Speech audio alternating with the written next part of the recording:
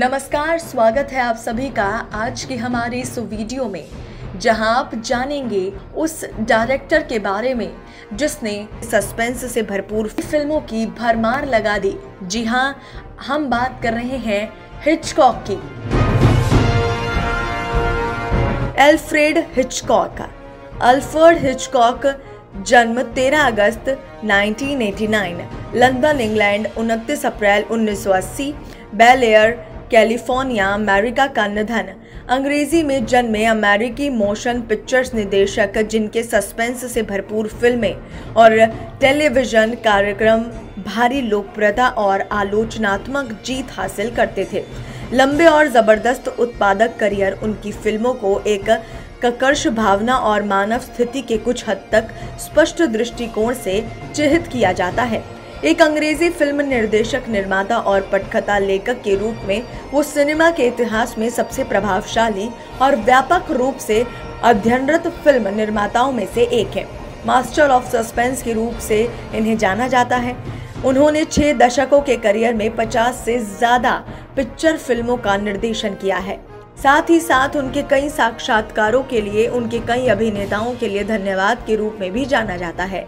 उनकी अधिकांश फिल्मों में उनकी कैमियो भूमिकाएं और television anthology Alfred Hitchcock presents 1955 से 1965 की उनकी मेजबानी और निर्माण उनकी फिल्मों ने 6 जीत सहित 46 अकादमी पुरस्कार नामांकन प्राप्त किए। हालांकि उन्होंने 5 नामांकन होने के बावजूद सर्वश्रेष्ठ निर्देशक के लिए कभी नहीं जीता।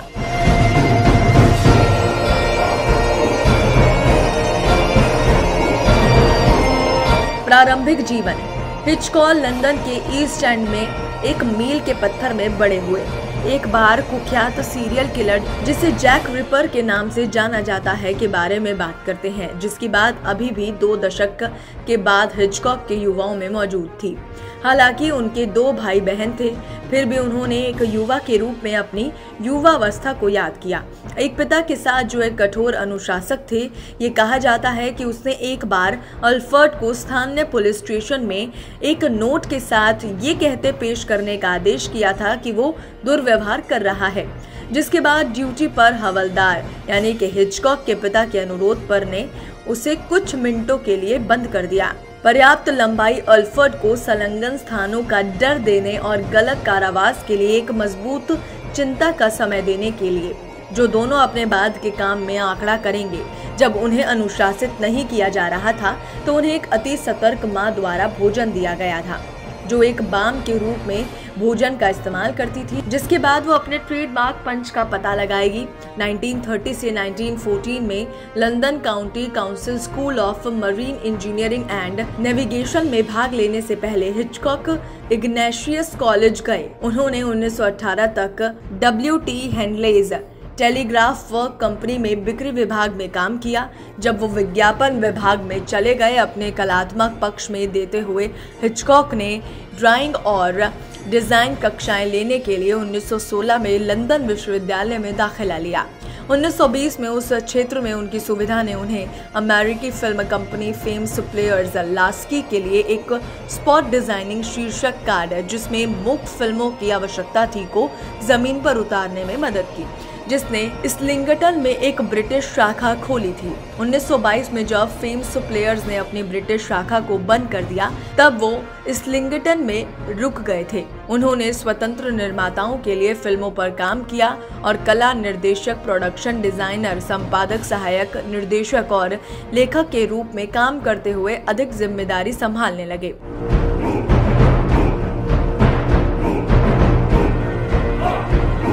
पहली फिल्म। निर्देशक के रूप में हिचकॉक की पहली फिल्म कॉमेडी मिसेज पिबाडी 1922, जिसे नंबर 13 भी कहा जाता था, जो धन की कमी के कारण पूरी नहीं हुई थी। उनकी पहली release film always you your wife 1923 थी, जिसे उन्होंने अपने स्टार सैमोर हिक्स के साथ कोड किया, लेकिन उन्हें क्रेडिट नहीं मिला। सोलो क्रेडिट 1 और 2 वर्षों के लिए नहीं आया। मेलोड्रामा द प्लेजर गार्डन 1925 के साथ उसके बाद द माउंटेन ईगल 1926 कैंटकी पहाड़ों से एक नाटक सेट किया गया, लेकिन ये the logger a story of the London fog 1927 था, जो कि वो और सिनेमा के दोनों छात्र अपने पहले वास्तविक काम के रूप में मानते थे और जो कि उनके युवा परिवेश पर बहुत आकर्षित करता था। मैरी बेलॉक लोवेंट्स के एक लोकप्रिय उपन्यास से प्रेरित सस्पेंस की कहानी आने वाली कई हिचकॉक फिल्मों की संरचना का परिचय देती है। लंदन के एक व्यक्ति आइवर नोवेलो पर आरोप है कि वो एक जैक रिपेयर की तरह हत्यारा था और उसे अपनी बेगुनाही साबित करने में लगभग असंभव लगता है। फिल्म उनकी पहली हिट बन गई और साथ ही वो पहली फिल्म थी जिसने उन्होंने अपने ट्रेडमार्क कैमियो की उपस्थिति दर्ज कराई।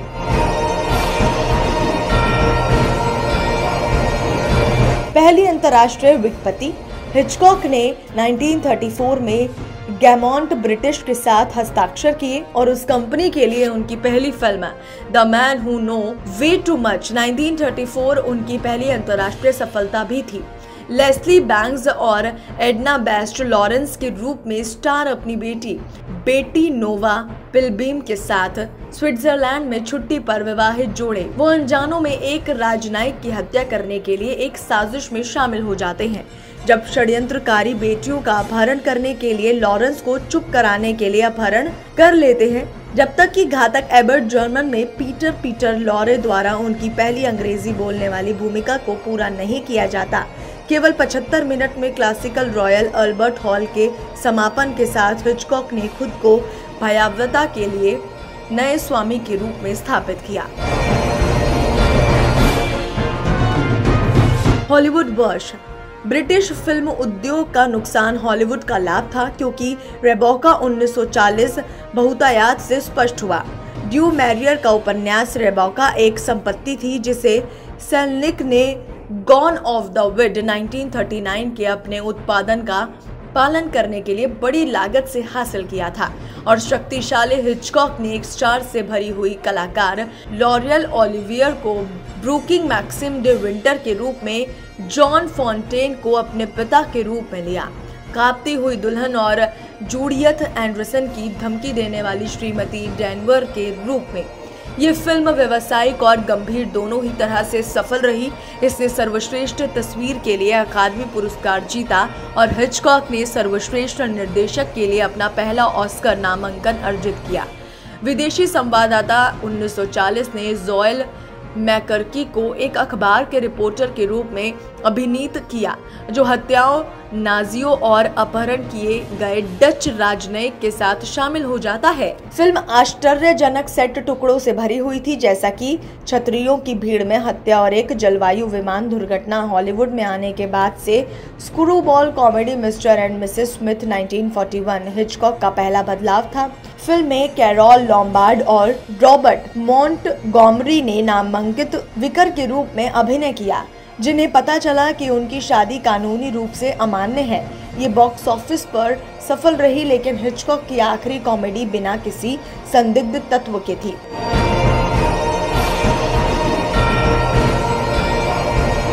सर्वोपरि वर्ष।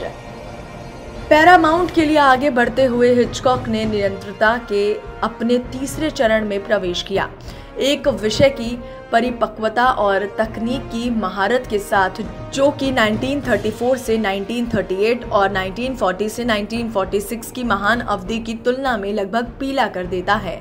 रियर विंडो 1954 में एक wheel chair bound press photographer Steven Jeff अपने अवैध दिनों को उसके पास से आंगन में कई अपार्टमेंट की खिड़कियों से झांकते हुए बताते हैं। उन्हें और उनकी प्रेमिका लीजा केली को संदेह कि उन्हें अपार्टमेंटों में एक व्यक्ति ने अपनी पत्नी की हत्या कर दी। रोप विंडो जैसे रोप और लाइफ बोट हिचकॉक के लिए एक और तकनीकी चुनौती दी। हालांकि जेफ और कैमरा कभी भी अपना अपार्टमेंट नहीं छोड़ते, लेकिन कहानी के लिए विशाल प्रांगण के निर्माण की आवश्यकता थी।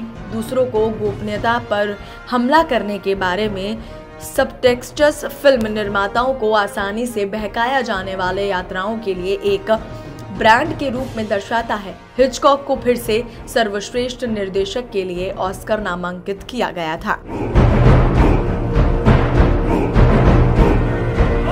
अंतिम प्रस्तुति। ऐसा प्रतीत हुआ कि हिचकॉक की शक्तियां कम हो गई थी, लेकिन वो उमाद 1972 में लौट आए, जो उन्होंने स्टेज फ्रेट के बाद इंग्लैंड में पहली फिल्म बनाई थी। जॉन फिच ने हत्या के गलत तरीके से दोषी व्यक्ति की भूमिका निभाई और बैरी फॉस्टर ने दुखवादी सेक्स किलर की भूमिका निभाई, जो अपनी स्वतंत्रता में रहस्य उद्घाटन करता है, जबकि गलत आदमी को स्कॉटलैंड यार्ड द्वारा स्वीकार किया जा रहा था। उन्माद हिचकॉक था, जो बड़े बजट सितारों और मीडिया का ध्यान आकर्षित करता था, जो कि कुछ की राय में उसे आलसी और समगल बनाने के लिए संयुक्त था। हिचकॉक ने फैमिली प्लॉट 1976 को अपना हंस गीत बनाया। हैरी के साथ ट्रबल की कॉमिक नस में अर्नेस्ट लेहमैन द्वारा लिखी गई फैमिली प्लॉट ने साइकिक फ्रॉड्स, स्केल वैग्स और ज्वेल चोरों के एक रंगीन बल्कि स्थायी संग्रह का अनुसरण किया। अभिनेता के साथ संबंध। हिचकॉक ने टिप्पणी के लिए जाना कि अभिनेताओं को मवेशियों की तरह माना जा रहा है। रॉबर्ट मॉन्टोगमरी और फिल्म के सितारों जीन रेमंड ने उन्हें चौंका दिया। मूल रूप से 8 जून 1972 को प्रसारित द डिक केवेट शो के एक एपिसोड में डिक केवेट ने कहा कि हिचकॉक ने कभी अभिनेताओं को मवेशी कहा था। हिचकॉक ने जवाब दिया कि एक समय में उन पर अभिनेताओं को मवेशी बुलाने का आरोप लगाया गया था।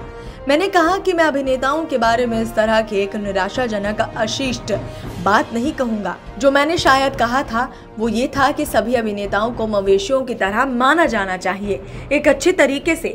इसके बाद उन्होंने एक मुस्कान के साथ कैरोल लॉम्बार्ड का मजाक उड़ाया।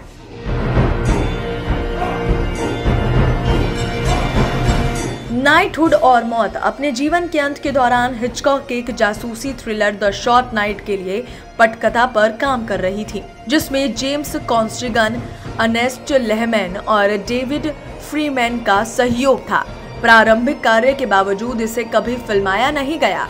हिचकॉक की सेहत में गिरावट आ रही थी और वो अपनी पत्नी के बारे में भी चिंतित थे, जिसे स्ट्रोक का सामना करना पड़ा था।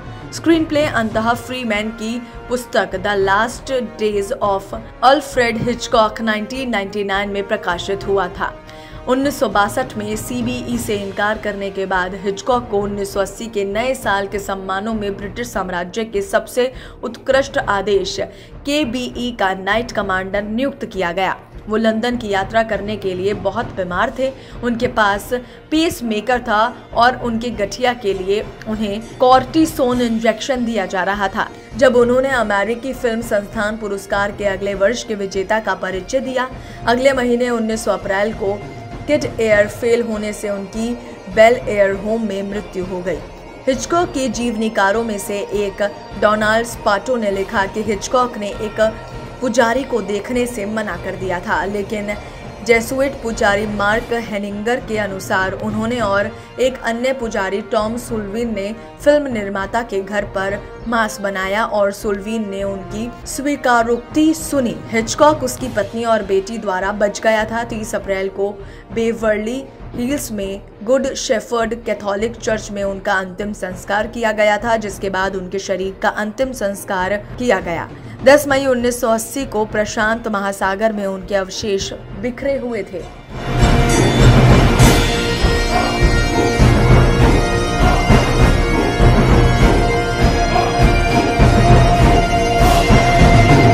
मैडोना का व्यक्तित्व आपको कैसा लगता है?